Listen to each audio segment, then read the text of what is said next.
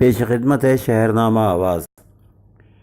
سعودی عرب نے 2 ہفتوں تک عالمی طور پر شدید بحرانی صورتحال کا سامنا کرنے کے بعد انجام کار یہ اعتراف کر لیا کہ صحافی جمال خاشقجی کو استنبول میں قائم سعودی قونصل خانے کے اندر جھگڑے کے دوران قتل کر دیا گیا ہے۔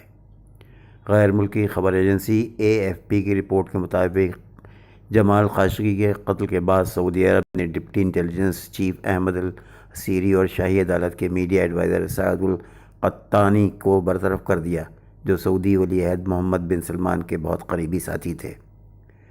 سعودی اٹارنی جنرل شیخ سعود المجیب کا کہنا تھا کہ جمال خاشقجی کو قونصل خانے کے اندر بحث کے بعد ہونے والے جھگڑے میں مارا گیا، تاہم انہوں نے صحافی کی لاش کے حوالے سے کوئی تفصیل نہیں بتائی۔ شیخ نے کہا کہ ابتدائی تفتیش میں انکشاف ہوا ہے کہ استنبول میں سعودی قونصل خانے میں جمال خاشقجی کی ملاقات کرنے والے فرد کے ساتھ بحث ہوئی، جو جھگڑے میں بدل گئی اور شہری کے ساتھ لڑائی میں وہ مارے گئے۔ رپورٹس کے مطابق سعودی حکام نے ڈپٹی انٹیلیجنس چیف اور میڈیا ایڈوائزر کی برطرفی کے علاوہ 18 افراد کو گرفتار کر لیا ہے اور ان سے تفتیش کی جا رہی ہے۔ سعودی عرب کی جانب سے صحافی کے قتل کے اعتراف کے بعد امریکہ نے اپنے رد عمل میں افسوس کا اظہار کیا ہے، لیکن اپنے قریبی اتحادی کے خلاف کسی قسم کی کارروائی کے حوالے سے گریز کیا ہے۔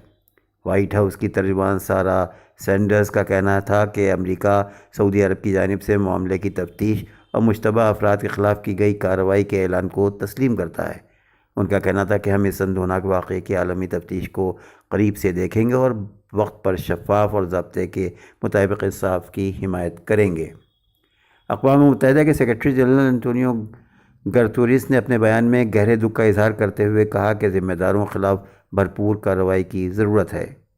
خیال رہے کہ سعودی شاہی خاندان اور ولی عہد محمد بن سلمان کے اقدامات کے سخت ناقد سمجھے جانے والے خاشقجی گزشتہ 1 برس سے امریکہ میں مقیم تھے، تاہم 2 اکتوبر 2018 کو اس وقت عالمی میڈیا کی شہ سرخیوں میں رہے جب وہ ترکی کے شہر استنبول میں قائم سعودی عرب کے قونصل خانے میں داخل ہوئے، لیکن واپس نہیں آئے۔